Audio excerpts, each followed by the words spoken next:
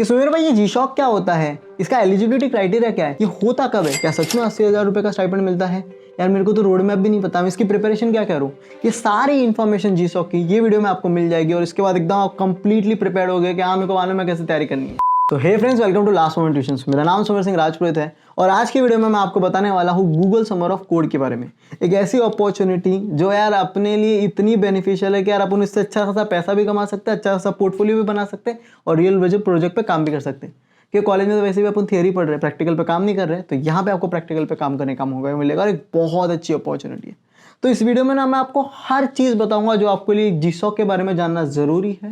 फिर वो इन्फॉर्मेशन हो गया, टाइमलाइन हो गया, एलिजिबिलिटी क्राइटेरिया हो गया, से लेके प्रिपरेशन का रोड मैप, ऑर्गेनाइजेशन कैसे ढूंढते, सारी चीज़ें।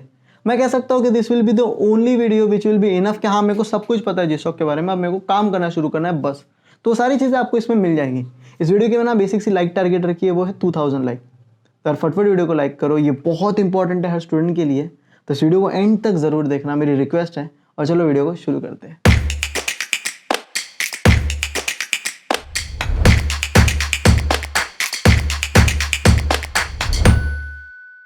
तो सबसे पहले मैं आपको बता देता हूँ कि इस वीडियो में हम क्या क्या कवर करने वाले हैं ताकि आपको अच्छे से अंदाजा हो। इन सब चीज़ का टाइम स्टैम्प नीचे है, तो आप अपने हिसाब से जो भी टॉपिक पर आप जाना चाहते हो जा सकते हो। तो सबसे पहले इसमें आप कवर करेंगे कि ओपन सोर्स क्या होता है। जीसॉक को समझने के पहले ओपन सोर्स जाना बहुत ज़रूरी है, तो वो समझेंगे। उसके बाद समझेंगे जीसॉक क्या होता है, उसका एलिजिबिलिटी क्राइटेरिया क्या है, बेनिफिट्स क्या क्या है जीसॉक में पार्टिसिपेट करने के, जीसॉक का कंप्लीट शेड्यूल क्या है, टाइमलाइन क्या है, कब होता है, क्या होता है, कैसे अप्लाई करना, सब चीज़ें। उसके बाद जीसॉक को प्रिपरेशन करने का रोड मैप क्या है, कि मैं कब से तैयारी करूँ, कैसे तैयारी करूँ, कैसे अप्लाई करूँ, वो सारी चीज़ मैं आपको बताने वाला हूँ। उसके साथ साथ ऑर्गेनाइजेशन कैसे ढूंढते हैं और कंट्रीब्यूट कैसे करते हैं, वो सारी चीज़ें इसमें बताने वाला हूँ। तो चलो वीडियो को शुरू करते हैं। तो भैया जीसॉक को समझने के पहले ना आपको एक चीज़ समझना बहुत ज़रूरी है, जिसको कहते हैं ओपन सोर्स। कि ये जो कहानी है ना, कहानी ओपन सोर्स से शुरू हुई है, उसके बाद जीसॉक आया। तो सुमेर भाई ओपन सोर्स होता क्या है? ओपन सोर्स बेसिकली कहो तो ऐसी कंपनी का सॉफ्टवेयर या फिर प्रोडक्ट जिसका कोड ना पब्लिकली अवेलेबल है। कि हाँ ये लो हमारा कोड, अगर आप इसको बेहतर करना चाहते हो, कुछ कंट्रीब्यूट करना चाहते हो, कोई बग लग रहा है, कोई प्रॉब्लम लग रही है और आपको लगता है कि आप सॉल्व कर सकते हो, तो हमारे कोड में आप इंप्रूव करके सॉल्व करो, हमें भेजो। अगर आपका सही है तो हम उसको अपडेट करेंगे। तो इसको कहते हैं ओपन सोर्स, और इसी को कहते हैं जो कंट्रीब्यूट करता है उसको कहते हैं ओपन सोर्स कंट्रीब्यूशन। ऐसे बहुत सारी कंपनी है जिनका कोड पब्लिकली अवेलेबल है। जिसके कुछ एग्जाम्पल दूँ तो जैसे मोजिला फायरफॉक्स है, एंड्रॉयड है, उबंटू है, जावा है, अपाचे है, और ऐसी बहुत सारी ओपन सोर्स कंपनीज हैं। इतना क्लियर हो गया कि ओपन सोर्स क्या होता है, ओपन सोर्स कंट्रीब्यूशन क्या होता है। तो बहुत सारे ना डेवलपर्स क्या करते थे पता है, उनको पता चला कि अच्छा ओपन सोर्स कंट्रीब्यूशन होता है, तो उन्होंने बोला यार ये तो सही चीज़ है यार, मतलब। तो लोग अलग अलग जगह से कंट्रीब्यूट करने लग गए। तो ना गूगल ने ये चीज़ देखी कि यार ये तो सही चीज़ है यार, मतलब कैसा है कि ऑर्गेनाइजेशन अपनी प्रॉब्लम सामने रखती थी कि ये प्रॉब्लम फेस हो रही है और कंट्रीब्यूटर क्या करता था, सपोर्ट करके उसको सॉल्व करता था।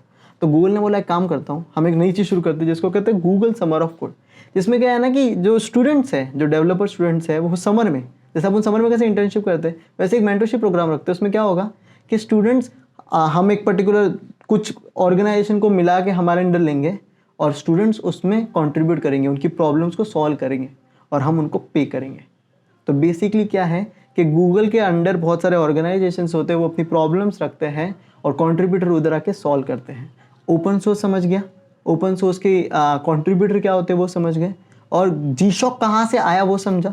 अब मैं आपको कुछ बता देता हूँ कि अच्छा एक ओपन सोर्स में क्या क्या कंट्रीब्यूट किया जा सकता है, क्योंकि मेरे को ज़्यादा आइडिया नहीं है। चलो वो भी देख लेते हैं। तो जैसे कि आप एक न्यू फीचर उसमें इंप्लीमेंट कर सकते हैं या फिर बग फिक्स कर सकते हैं। उसी के साथ आप चाहो तो उसका UI UX डिज़ाइन को इंप्रूव कर सकते हो, उनके लिए वायर फ्रेम बना सकते हो, आप सॉल्यूशन दे सकते हो आर्किटेक्चर का, आप आउटरीच कर सकते हो, रिसर्च कर सकते हो, उनकी डॉक्यूमेंटेशन में इंप्रूवमेंट दे सकते हो, आप टेस्टिंग कर सकते हो, रिपोर्टिंग कर सकते हो उनकी इश्यूज़ को, आप अदर कॉन्ट्रीब्यूटर्स को मदद कर सकते हो, आप लोगों का काम रिव्यू कर सकते हो, आप फीडबैक दे सकते हो, और इसी के साथ साथ ओपन सोर्स जो कॉन्ट्रीब्यूशन है, जो फिर इनिशिएटिव है, उनको मेंटोर भी कर सकते हो। तो ऐसी बहुत सारी चीज़ें अब एज ए बिगनर या फिर थोड़े से एडवांस हो तो आप ये सारी चीज़ें कर सकते हो। ओपन सोर्स वेबसाइट कह सकते हैं, प्लेटफॉर्म कह सकते हैं, या फिर सॉफ्टवेयर या कंपनी में कह सकते हैं। तो भैया ओपन सोर्स समझ गया अपने को, उसमें क्या क्या कंट्रीब्यूट कर सकते हैं वो समझ गया, और जीसॉक का बेसिक हिंट आ गई कि वो आया कहाँ से। अब इसका डेफिनेशन देखते हैं। तो व्हाट इज जीसॉक? तो गूगल समर ऑफ कोड का डेफिनेशन है कि Google summer of code is a global online program focus on bringing new contributors into open source software development. कि जो नए नए लोग हैं ना, जो कंट्रीब्यूट करना चाहते हैं, उनको यार एक इनिशिएटिव दे रहे हैं। इसमें होता क्या है, GSoC contributor work with an open source organisation on a 12-week programming project under the guidance of a mentor. जो भी चीज़ मैंने आपको पहले बताई थी वही चीज़ उन्होंने अच्छे से इंग्लिश में कहा गया। अब आगे बढ़ते कि यार इसका एलिजिबिलिटी क्राइटेरिया क्या होता है सुमेर भाई, तो चलो वो देख लेते हैं कि एलिजिबिलिटी क्राइटेरिया कुछ 4 है। पहली चीज़ है कि you must be at least 18 year old at a time of registration, आप 18 साल के ऊपर होने चाहिए।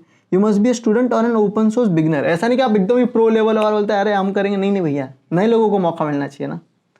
Must be eligible to work in the country of resident during the duration of the programme. For example क्या पता है कि आप इंडिया में हो तो आपके पास हक होना चाहिए कि आप इंडिया से काम कर सको। समझो आप ट्रैवल वीज़ा के लिए यूएसए गए और वहाँ से काम कर रहे हैं, वहाँ से आप काम करने का वीज़ा नहीं भैया, तो जहाँ पे बैठ के आप काम कर सकते हो वो कंट्री में काम करना। और must be a resident of a country not currently embargoed by United State, मतलब यूनाइटेड स्टेट कुछ कंट्री को बैन कर दिया कि इनके साथ ट्रेड नहीं करना है, तो आप उस कंट्री से नहीं होने चाहिए। ये बेसिक से एलिजिबिलिटी क्राइटेरिया है। अब ये देख लेते हैं कि सुमेर भाई इसके फायदे क्या है जी शॉक के। अगर मैं गूगल समर ऑफ कोड को मतलब पार्टिसिपेट इसमें सिलेक्ट हो जाता हूँ तो मेरा क्या फ़ायदा, जैसे पुनीत कहता है ना, पुनीत सुपरस्टार, हाँ मेरा क्या फ़ायदा वो वाला। तो पहली चीज़ है कि आप रियल वर्ल्ड प्रोजेक्ट पे काम करोगे। यार इधर 75 अटेंडेंस के चक्कर में पड़े अपन काम करने मिल रहा, थियरी एग्जाम पास कर रहे, इधर रियल वर्ल्ड प्रोजेक्ट पे काम करने का मौका मिलेगा। उसी के साथ समझो आप मोजिला फायरफॉक्स में कहीं कंट्रीब्यूट करते हो, मोजिला फायरफॉक्स को तो लाखों लोग यूज़ करते हैं, ऑलमोस्ट मिलियंस ऑफ लोग यूज़ करते हैं, तो आपका काम मिलियंस ऑफ लोग यूज़ करेंगे और कितनी ऑसम चीज़ है।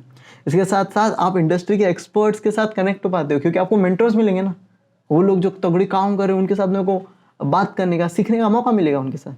और यार $1500 का स्टाइपेंड होता है जो कि 80,000 से 1,20,000 तक का स्टाइपेंड मिलता है, मतलब पैसे ही पैसे होंगे।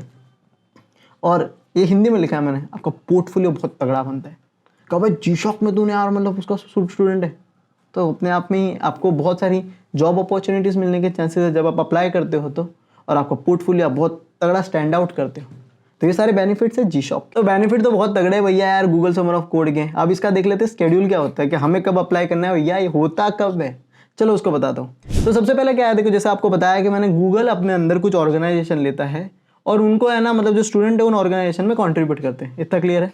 तो ऑर्गेनाइजेशन पहले गूगल में अप्लाई करते हैं कि यार हमें अपने अंडर ले लो गूगल और समर ऑफ कोड के लिए। तो उसकी जो डेट शुरू होती है वो होती है फरवरी, मतलब जनवरी फरवरी में ये शुरू हो जाती है ऑर्गेनाइजेशन एप्लीकेशन पीरियड। और उसमें से जो ऑर्गेनाइजेशन सिलेक्ट हुई है उनकी डेट्स अनाउंस होती है अराउंड फरवरी 22 तक, इतना क्लियर है। ये हो गया ऑर्गेनाइजेशन का, इसमें अपना कोई लेना देना नहीं है। उसके बाद क्या होती है कि ऑर्गेनाइजेशन के अंदर स्टूडेंट्स जो है या फिर जो कॉन्ट्रीब्यूटर्स हैं वो अपना खुद का प्रपोजल देते हैं कि भाई मेरे को ले लो, मैं आपकी ये प्रॉब्लम सॉल्व कर सकता हूँ। क्योंकि ऑर्गेनाइजेशन कुछ आइडियाज़ देती है कि ये आइडियाज़ पे हमें काम करना है, ये प्रॉब्लम हमें सॉल्व करनी है। तो स्टूडेंट्स अपना प्रपोजल लिख के उनको भेजते हैं। तो मार्च 20 से अप्रैल 4 तक, मतलब इस पीरियड आगे पीछे 1-2 दिन हो सकता है, वो आप समझ सकते हो, कंट्रीब्यूटर एप्लीकेशन पीरियड होता है जिसमें हम अपना प्रपोजल सबमिट करते हैं। उसके बाद क्या होता है, प्रपोजल रिव्यू किया जाता है, उधर एक मेंटर होता है उनके ऑर्गेनाइजेशन में, वो सिलेक्ट करता है कि भाई कौन सा बंदा तगड़ा है। उसके बाद एक बार कुछ लोग सिलेक्ट हो गए कि हाँ ये सही है, तो क्या होता है, कंट्रीब्यूटर प्रोजेक्ट अनाउंस होता है कि भाई ये बंदा हमारे यहाँ पे काम करेगा, इस प्रोजेक्ट पे काम करेगा। तो इसमें सिलेक्शन हो गया। एक बार सिलेक्शन हो गया ना भाई तो आप सिलेक्ट तो हो गए। उसके बाद क्या होता है, पहला जो महीना होता है मई का, उसमें आप कम्युनिटी बाउंडिंग करते हैं, आपको मेंटर्स देंगे, आप सबसे कनेक्ट करोगे, आप समझोगे क्या माहौल है। उसके बाद आता है कोडिंग पीरियड होता है जिसमें आपको एक्चुअली काम शुरू करना है। एक बार आपका काम शुरू हो गया तो फिर मिड इवैल्यूएशन होता है कि आपने कितना काम किया, कि आप सिर्फ सिलेक्ट हो गए फिर काम नहीं कर रहे। जैसे आप मिड इवैल्यूएशन पास कर जाते हो ना, आपको 45% आपका स्टाइपेंड आपको पे किया जाता है। कितना, 45%। पहला इवोल्यूशन सही क्लियर कर दिया, उसके बाद आपका होता है अगस्त 21 में फाइनल इवोल्यूशन। अगर आप वो सही से पार कर लेते हो तो आपको 55% जो आपका रिमेनिंग स्टाइपेंड है वो आपको पे किया जाता है। इसलिए ऐसा नहीं कि पार्टिसिपेट कर लिया फिर हो गया, काम भी करना है, मेहनत भी करनी है, तब जाके पूरे पैसे मिलेंगे।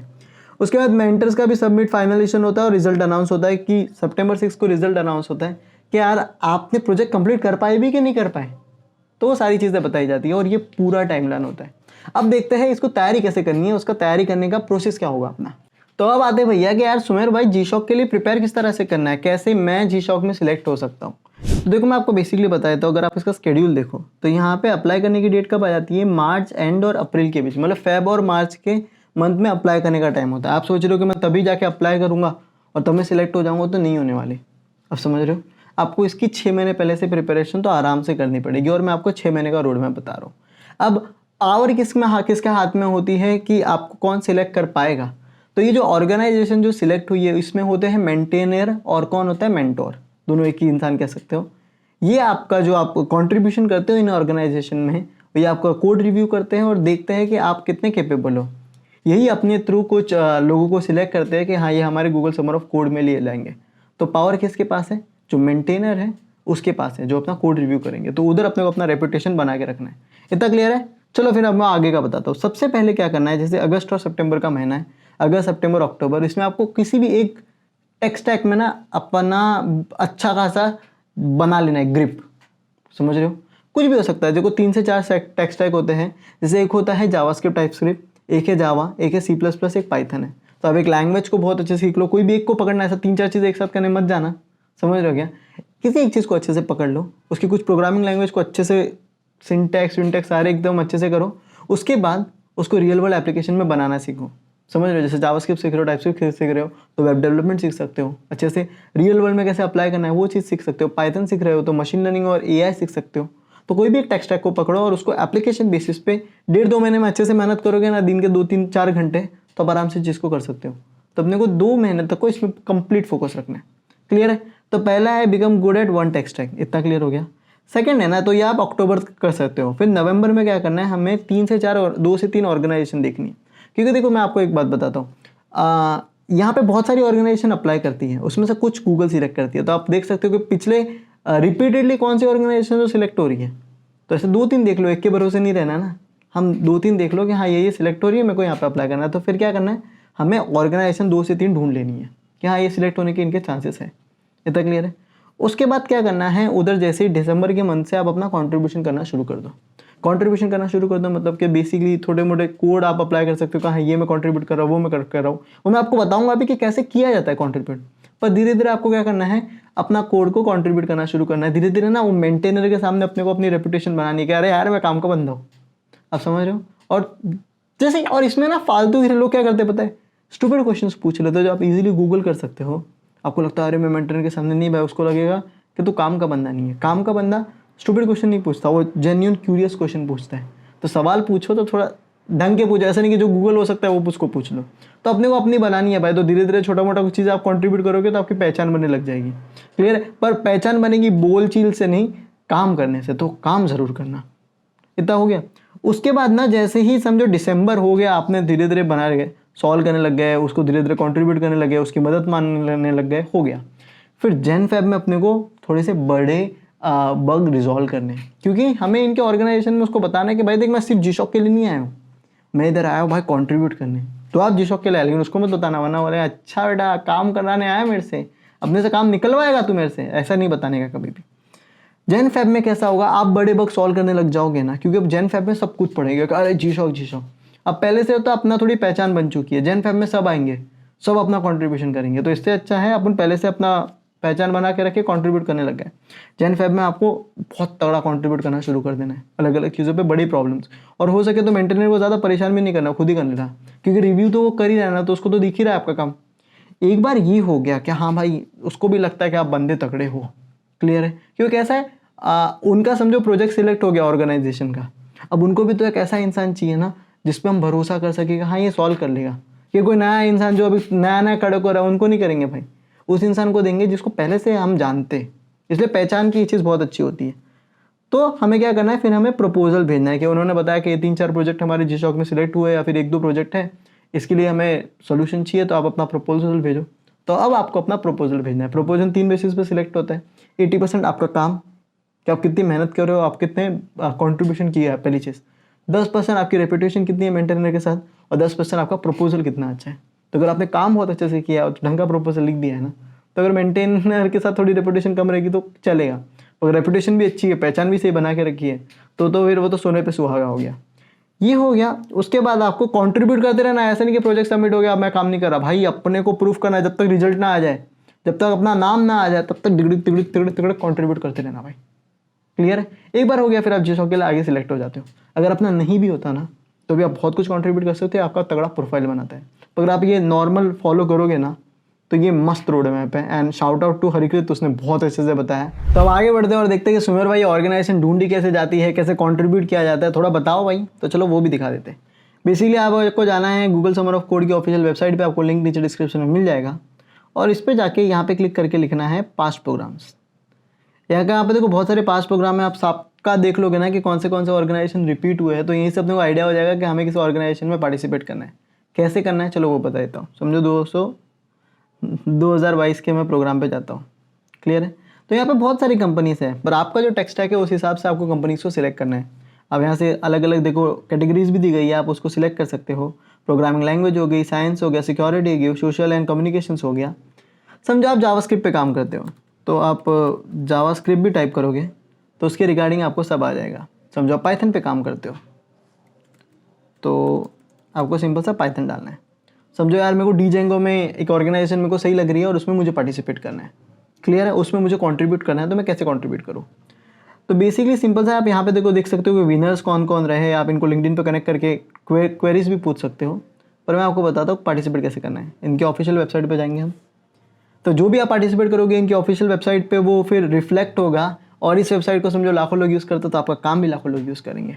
तो सुमेर भाई वो सब तो ठीक है, लेकिन कैसे जाऊँ मेरे को यार, ये तो वेबसाइट दिख रही है, कोड तो दिख ही नहीं रहा। आप सबसे नीचे जाओगे ना, यहाँ पे आपको गिटहब की लिंक मिलेगी।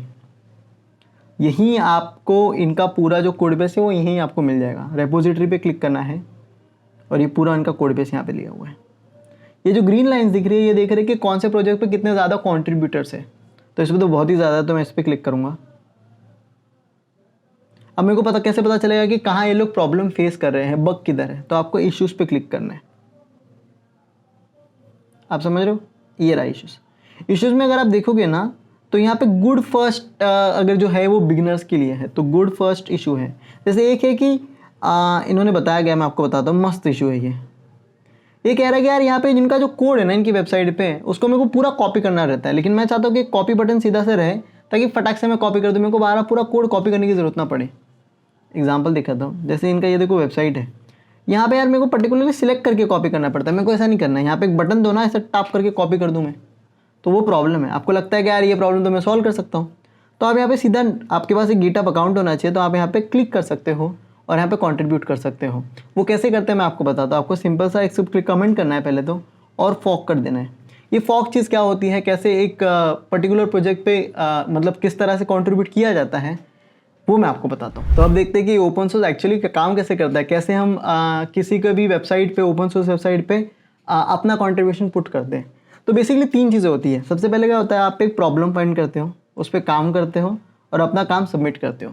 तो ये होता कैसे, सिंपली आपके पास 2 चीज़ें होनी चाहिए। एक आपका गिटहब पे खुद का अकाउंट होना चाहिए, और दूसरा आपकी जो पीसी है उसमें लोकल डिवाइस पे, मतलब अपने पीसी के अंदर अपने पास गिट इंस्टॉल होना चाहिए, क्लियर है। तो उस पर क्या होता है पता है, जैसे ही कोई भी वेबसाइट पे, मैंने आपको बताया था फॉक करके एक चीज़ लिखी होती है, मैंने बताया आपको फॉक पे क्लिक करना है। तो जैसे आप फॉक पे क्लिक करते हो ना, आप कहते हो कि ये प्रॉब्लम मैं हैंडल कर सकता हूँ, मेरे को इसकी ऑथराइजेशन दो। तो वो कहता है कि ठीक है तेरे को सॉल्व करना है तो सॉल्व कर ले। तो उससे क्या होता है, जैसे आप फॉक पे क्लिक करते हो ना, आपका खुद का एक लिंक बन जाता है। अब उनकी सारी चीज़ें वो बताता है, ये चीज़ आप अपने पीसी में इंस्टॉल कर लो और हम आपका कोड अपने में डाल सकते हैं। क्योंकि आपको लाइव प्रोजेक्ट पे तो सॉल्व करने नहीं देंगे। अच्छा तू सॉल्व कर सकता है, आजा हमारे पे लाइव सॉल्व कर, ऐसा तो नहीं देते वो लोग कोड कि ये ले हमारे कोड की कॉपी ले, क्लोन बना ले, तो उसको सॉल्व करके हमें भेज, हम देखते हैं कि क्या वो प्रॉब्लम सॉल्व हो गई है। अगर वो सही लग रही है तो हम उसको हमारे प्रोजेक्ट पे इंस्टॉल कर देंगे और लाखों लोग उसको यूज़ कर देंगे। तो ये कैसे वर्कआउट करता है, पहले आप फॉक करते हो, उसका क्लोन बनता है, आपके पीसी में आता है, आप उस पर काम करते हो, आप उसको कमिट करते हो, सबमिट करते हो पूरा, और फिर आप करते हो सबमिट पुल रिक्वेस्ट सामने वाले को। सामने वाला उसको रिव्यू करता है अच्छे से कि हाँ भाई सही लग रहा है, और अगर वो सही है आप उसके लिए वो एक्सेप्ट कर देता है, तो आप एक कंट्रीब्यूटर बनते हो किसी भी ऑर्गेनाइजेशन में, और आप लिख सकते हो कि मैंने इधर कंट्रीब्यूट किया। तो मोटा मोटा अगर आप पूरा देखोगे ना, तो ये एक इनिशिएटिव है जहाँ पे एक ओपन सोर्स के लिए बहुत सारे कंट्रीब्यूटर आके कोलैबोरेशन करते हैं। तो भैया ये थी आज की वीडियो, और भाई बहुत मेहनत करके अलग अलग जगह से इन्फॉर्मेशन लेके आया, और आपके लेके यार जिस वक्त की प्रॉपर इन्फॉर्मेशन आपको मिलनी चाहिए, तो पूरी कोशिश रही है। आई होप ये वीडियो आपको अच्छी लगी रही है, और अच्छी लगी रही तो अपना 2000 वीडियो का लाइक टारगेट है, फटफट लाइक करो। चैनल को सब्सक्राइब नहीं किया तो सब्सक्राइब करो, क्योंकि ना मैं ऐसी अलग अलग अपॉर्चुनिटीज, अलग अलग चीज़ें आपके लिए लेके आता हूँ ताकि आप अपनी लाइफ में ग्रो कर सको। तो इसको शेयर करो, चैनल को सब्सक्राइब करो, और मिलते हैं तब तक अगले वीडियो में। तो ख्याल रखो अपना।